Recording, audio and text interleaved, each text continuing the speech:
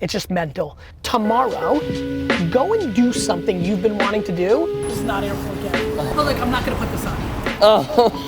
That you're desperately scared about what your parents, the world, the market, your social media followers will think. Do it, and then see how not scary all the negativity actually is. Either revenue or legacy. I can't be a bum. That can't be my destiny.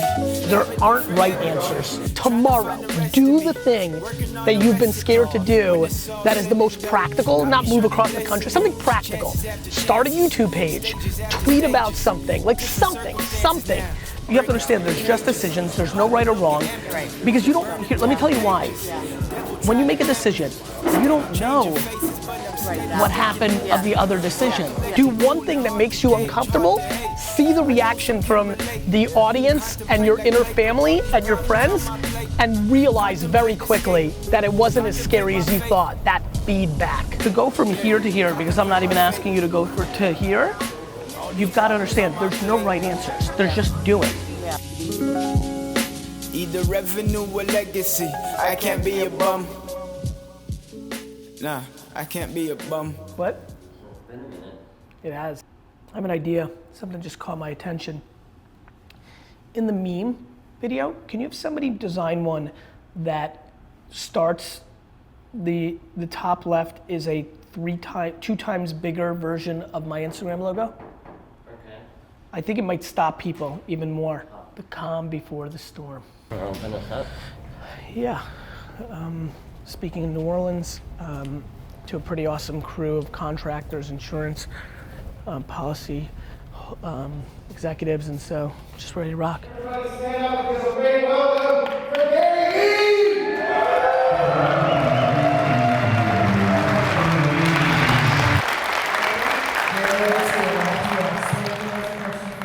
How are you? Dude, great to see you again, man. It's always good to see you, bro. First of all, thank you so much for everything you put out. I've been following, watching what you've been doing for years, and have built my brand off of my version of that. I love it. When did you? Let's stay in the theme of crushing it. Let's go into a little bit deeper because maybe you'll inspire more than I will. How did that first start? Like, give me the details behind that. When did you first find me? When was that? And where were you at? And what happened next? Started following you when you wrote Crush It, and became kind of just a follower. Just watched, kind of saw what you did. But at that point, I was working in the corporate world. Okay. I didn't have my own agency. I didn't have my own company, and certainly didn't have my new company. But watched what you did and saw how you did it very thoughtfully and very real and very humbly, which I thought was the key to this. So just fast forward, I've been following you for years. March 6, 2017, in a Facebook group, CPA accountant person, in a Facebook group, somebody needed help writing ad copy. You know this story. I went into the group and helped them rewrite their ad in the group, which led to 15 people saying, wow, I wish I could write ads like that. And then I made the stupid mistake of saying, if you ever need help, email me, hit me up, DM me. Yep. That weekend I had 100 requests. Yep. And my company was for it. Yep.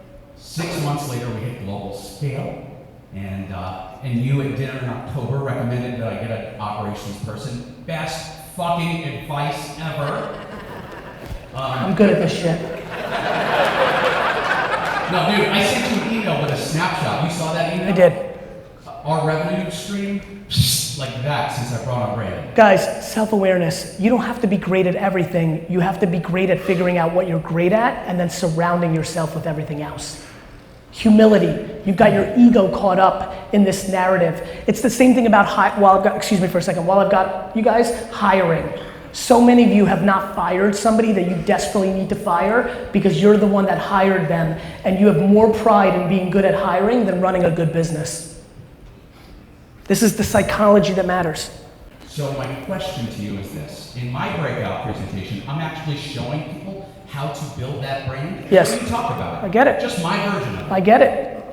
How do I get our customers, our clients to stop giving a fuck about the buy now, click here, get into my funnel, and get into the storytelling of their business? You don't. What you do is what I do, which is you're gonna go on a journey of spending a fucking decade exhaustively standing up here yelling and screaming and ranting, or calmly, or whatever you're doing.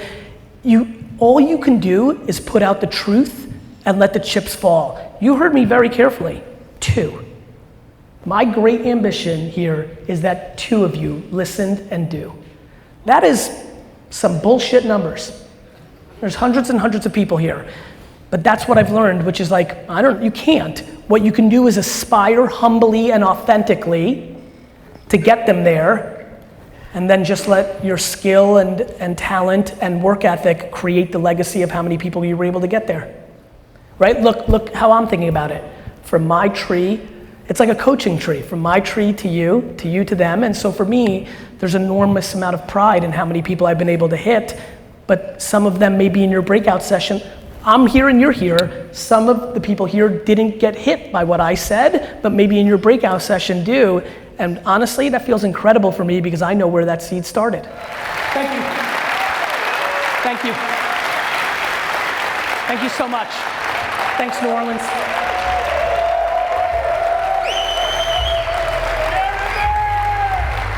Did you see Mom signing a book?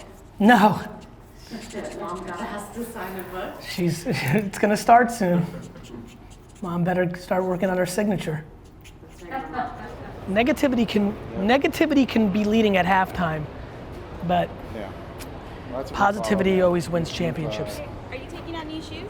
What's that? Are you bringing out new shoes, a new set, like a new style? Or anything? Oh, okay, 3 and perfect. 4, right? 3 and 4. You just changed me. Thank you, brother. I'll be one of your 2. Thank you, brother. I Makes will be. sense, right? Yeah. Well, I'm a writer. I'm an ex-director. I'm an ex-movie producer, and I'm not doing anything with video. I mean, that's fucking crazy. Like the fact that you have that, and you probably like it. I love it. Yeah, I mean, that's yeah. To me, that is like super interesting. Chances after chances, stages after stages, different circumstances now, breaking through the cages. Rule or ritual, anything that you I have do one with your rule. life. Try to give more to the other person than I want in return. Right.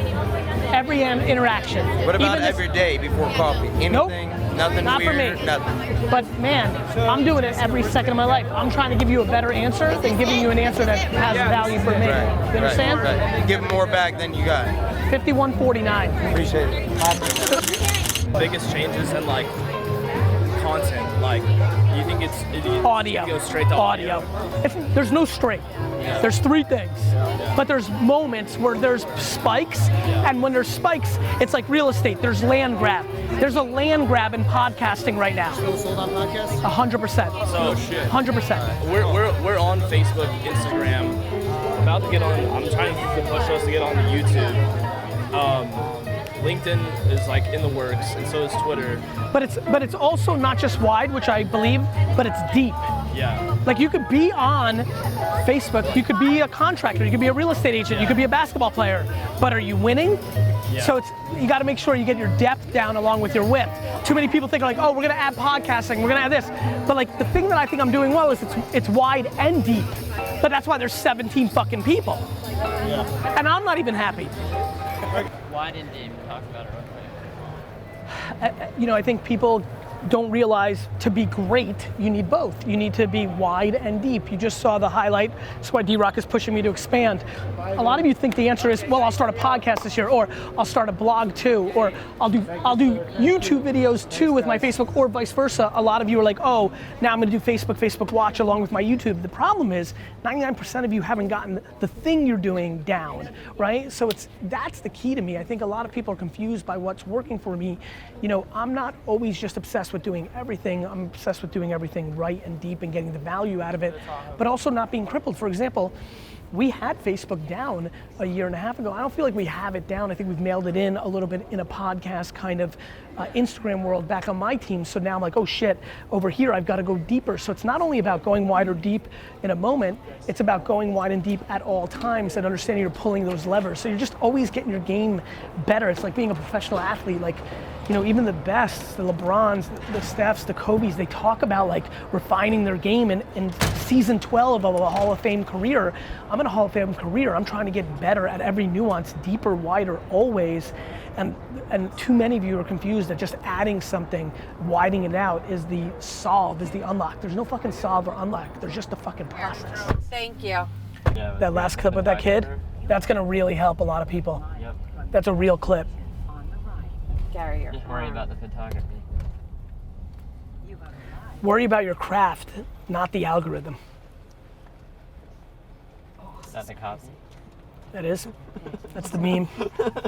But now I don't even have, now I'm so happy for you, not for anybody else back home, so it makes me happy. There's no time to post, there's no hashtag, there's no certain content, there's no certain people that follow you. There is no hack. Okay. What there is consistency of like putting out great content. I think the thing that people are missing about the working 20-hour day thing is it's not about that. You have consistently said you just have to be disciplined not to give up. I mean, yes, work hard, but the point is don't work hard and then quit. Like, work hard for a decade. Be self-aware, because self-awareness and perseverance and delusion, perseverance and delusion, look, Ryan, you're gonna be successful in pretty much anything you do because you have the tools to be successful. You understand the patterns, you'll be successful. If you texted me tomorrow and be like, dude, sold the house, the tree house, starting a lemonade business, direct to consumer and Amazon, I'm like, that's gonna be a successful lemonade business. Go. But that's the same way that LeBron would be successful if he wanted to be a football player. Now he might not be NFL, but he's just a fucking beast athlete.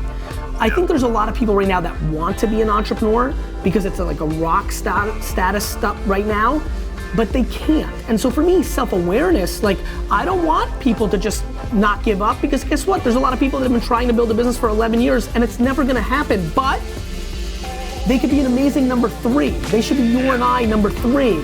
So self-awareness, delusion, complaining is my biggest one. Literally 98% of my conversation is predicated on, if you're unhappy, the strategy that does not work is going to other people's social media and trolling them because you're unhappy with yourself, or going to the bar at 4:30 and drinking 3 Bud Lights and complaining to the bartender. That's not the strategy. Tomorrow, go and do something you've been wanting to do that you're desperately scared about what your parents, the world, the market, your social media followers will think. Do it, and then see how not scary all the negativity actually is. You have to understand there's just decisions, there's no right or wrong. Right. Because you don't, let me tell you why. When you make a decision, you don't know what happened of the other decision. Do one thing that makes you uncomfortable, see the reaction from the audience and your inner family and your friends, and realize very quickly that it wasn't as scary as you thought. That feedback.